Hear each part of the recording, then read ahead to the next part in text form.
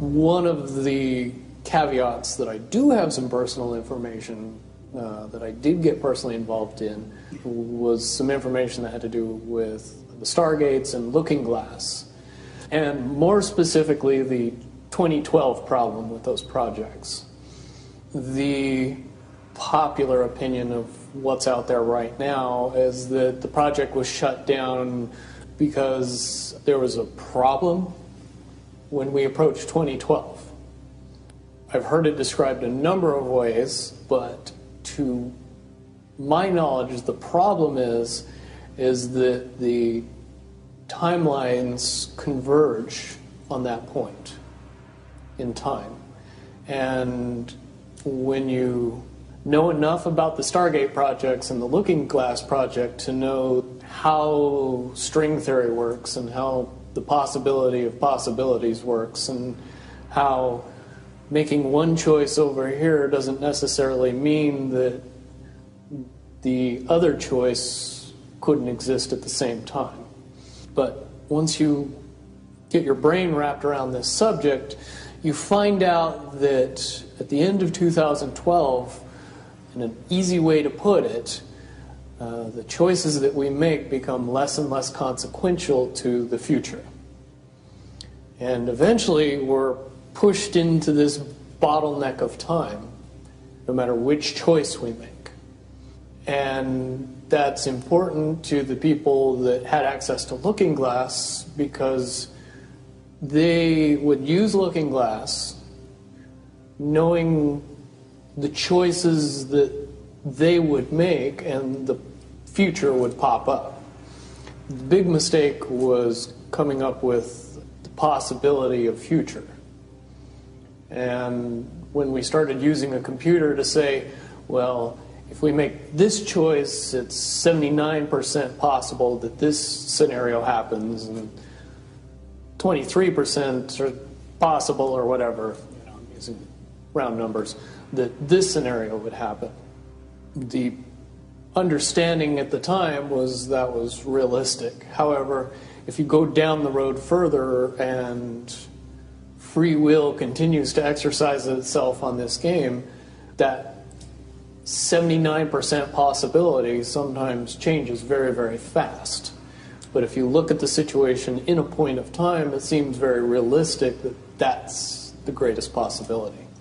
What happened was people, very smart people, began to figure out that something big was coming up.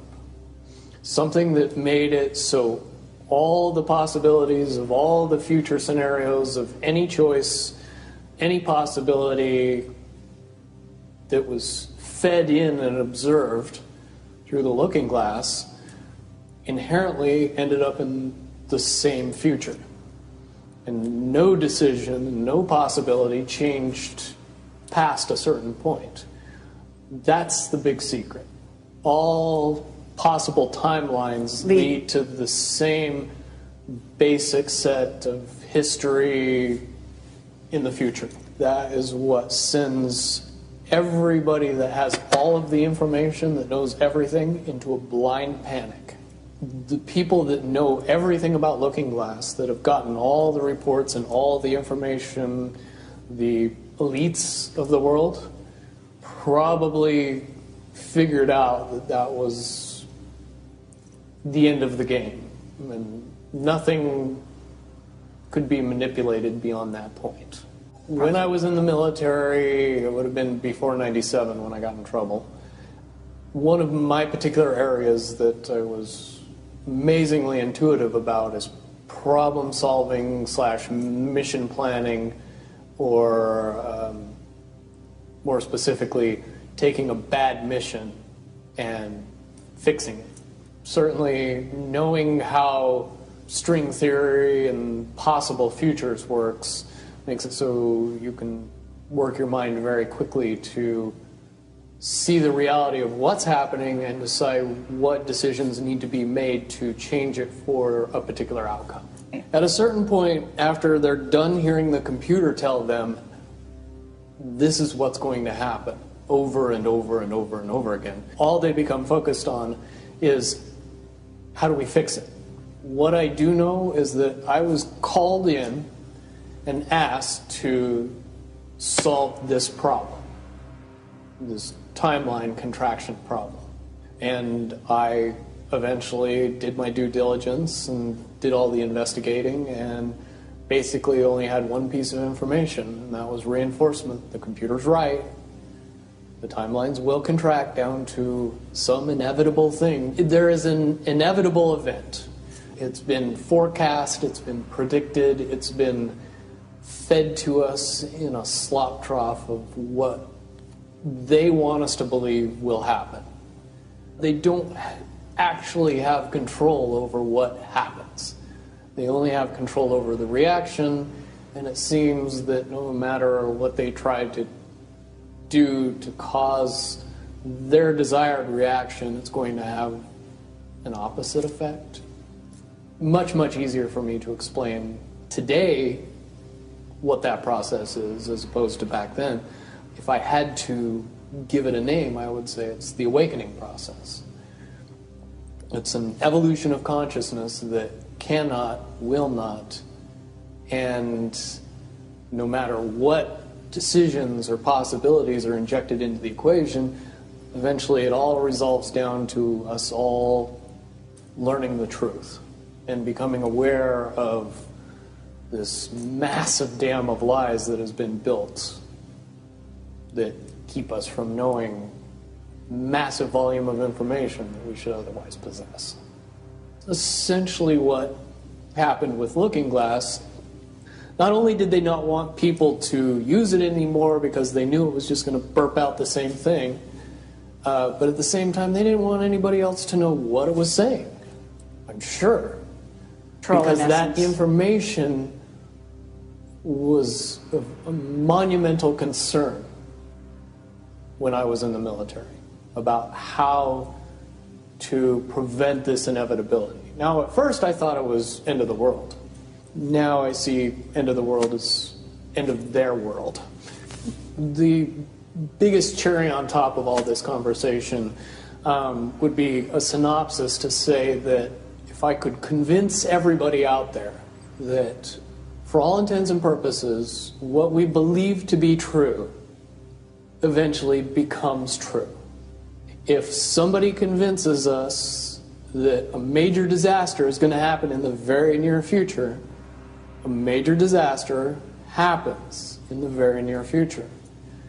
If we don't buy into that fear and accept that there's really nothing that we know is going to happen, and accept of whatever happens, that makes the convergence of the timelines happen as naturally as possible.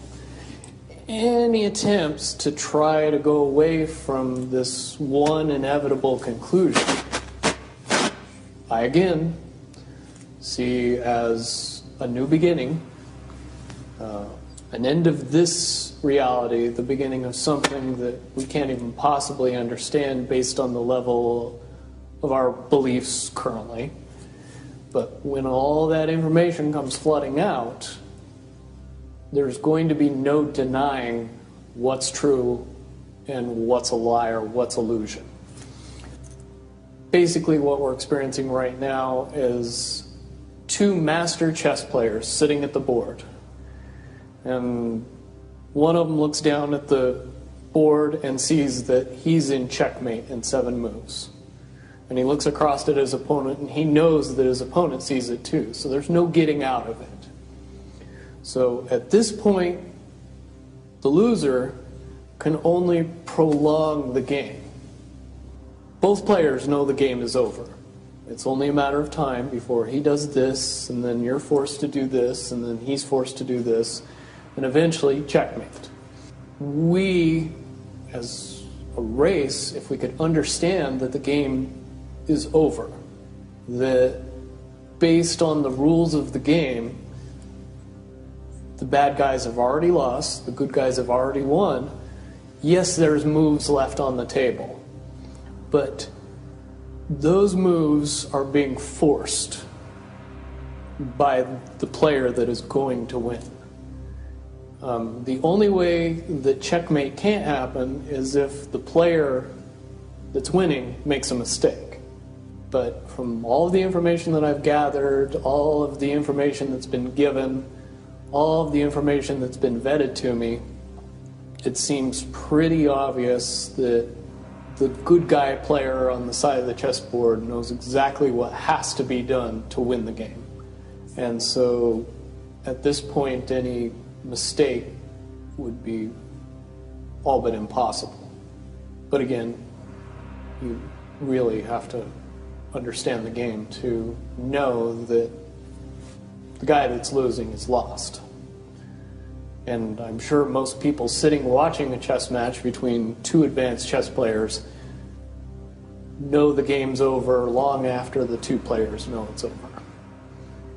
Because they can't see the board and see that there's only 7 moves left.